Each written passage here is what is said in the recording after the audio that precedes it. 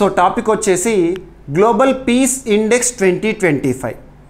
ఏ పోటీ పరీక్ష అయినా, ఏ స్థాయి పోటీ పరీక్ష అయినా, పోటీ పరీక్షలకు ప్రిపేర్ అవుతున్న ఆస్పిరెంట్ తప్పనిసరిగా చదవాల్సిన కొన్ని ముఖ్యమైన అంశాలు ఉంటాయి. అటువంటి ముఖ్యమైన అంశాల్లో వార్తలు నిలుస్తున్న సూచీలపై కానివ్వండి, నివేదికలపై కానివ్వండి, ర్యాంకింగ్స్పై కానివ్వండి, క్వశ్చన్స్ని మనం చూస్తూనే ఉంటాం. ఒక్క మాటలో చెప్పాలంటే ఆయా టాపిక్స్ నుండి క్వశ్చన్స్ లేకుండా క్వశ్చన్ పేపరే ఉండదు. మరి ఏదైనా ఒక సూచీ గురించి మనం నేర్చుకునేటప్పుడు పోటీ పరీక్షల కోణంలో వేటిని గుర్తుపెట్టుకోవాలి? ఫస్ట్ వచ్చేసి ఆ సూచీ వార్తల్లోకి వచ్చింది కదా, వార్తలో నిలిచిన సూచీ పేరేంటి? Name of the particular index that is in news. ఏ సంస్థ ఆ సూచీని విడుదల చేస్తుంది ప్రతి ఏటా కూడా? ఏ సంస్థ? ఆ సంస్థ యొక్క ప్రధాన కేంద్రం ఎక్కడ ఉంది? ప్రధాన కేంద్రం ఎక్కడ? హెడ్ క్వార్టర్ అన్నట్టు.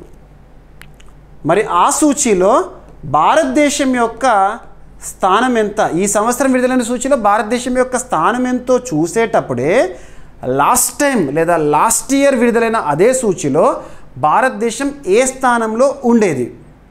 మనం పురోగతి సాధించామా లేదా ర్యాంకింగ్ అనేది ఇంకా దిగజారిందా? కంపారిటివ్ స్టడీ పైన కూడా ఎగ్జామినేషన్లో క్వశ్చన్స్ వస్తున్నాయి. మరి ఆ సూచీలో టాప్ పొజిషన్లో నిలిచిన దేశం ఏంటి లేదా దేశాలేంటి? టాప్ 3 గుర్తుంచుకుంటే ఇంకా హ్యాపీ. ఎన్ని దేశాలను కన్సిడర్ చేసి ర్యాంకింగ్స్ ఇచ్చారు? మరి ఆ సూచీలో బాటమ్ లేదా చిట్ట చివరి స్థానంలో ఉన్న దేశం ఏంటి? ఇటువంటి పాయింట్స్ని మనం ప్రత్యేకంగా చూడాలి.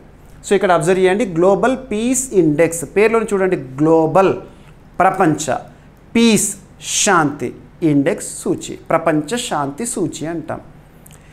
ఏ దేశంలో అయితే శాంతి పరిస్థితులు నెలకొంటున్నాయో, ఏ దేశాల్లో అయితే పీస్ అనేది అద్భుతంగా ఉంటుందో, ఏ దేశాల్లో అయితే యుద్ధ పరిస్థితులు కానివ్వండి, యుద్ధమే కనబడదో అటువంటి దేశాలు ఈ సూచీలో టాప్ పొజిషన్లో నిలుస్తాయి. గుర్తుంచుకోండి.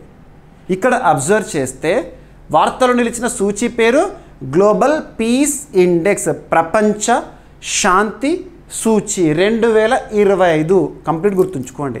ఎగ్జామినేషన్లో మిమ్మల్ని కన్ఫ్యూజ్ చేయడానికి గ్లోబల్ పీస్ ఇండెక్స్ 2024లో భారత్ స్థానం ఎంత అలా అడుగుతారు.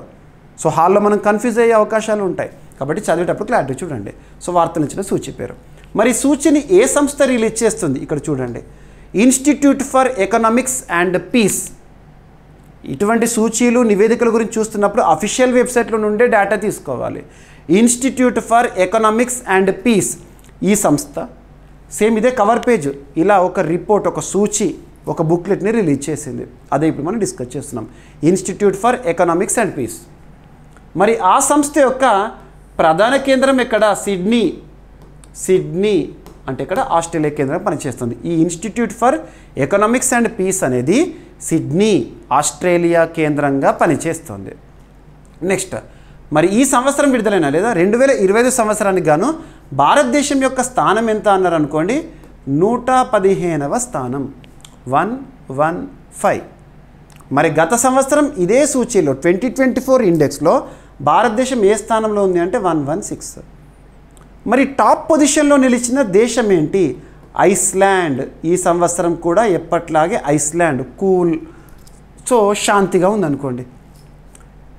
ఎన్ని దేశాలను కన్సిడర్ చేసి ర్యాంకింగ్స్ ఇచ్చారంటే 163 దేశాలను కన్సిడర్ చేసి ర్యాంకింగ్స్ ఇచ్చారు. 163 దేశాలు.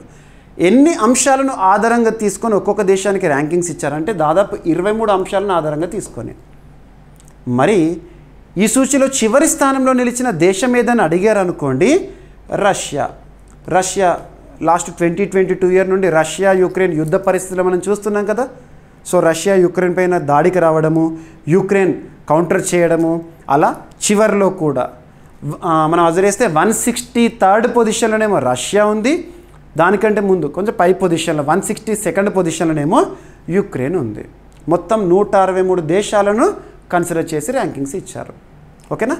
ఇక మరింత డెప్త్కి వెళ్దాము, ర్యాంకింగ్స్ స్కోర్లు కూడా చూద్దాము. టాప్ పొజిషన్లో నిలిచిన దేశం ఏంటి? ఐస్లాండ్. సో చల్లని ప్రాంతం అని గుర్తుంచుకోండి, శాంతిపూర్వకంగా ఉంటుంది ఎప్పుడు కూడా. ఓకేనా. టాప్ పొజిషన్ వాళ్ళ స్కోర్ ఎంత అంటే 1.095. ఈ గ్లోబల్ పీస్ ఇండెక్స్లో ఎంత తక్కువ స్కోర్ ఉంటే అంత పీస్గా ఉందన్నట్టు, ఎంత ఎక్కువ స్కోర్ ఉంటే అంత శాంతియుత పరిస్థితులకు దూరంగా ఉందన్నట్టు.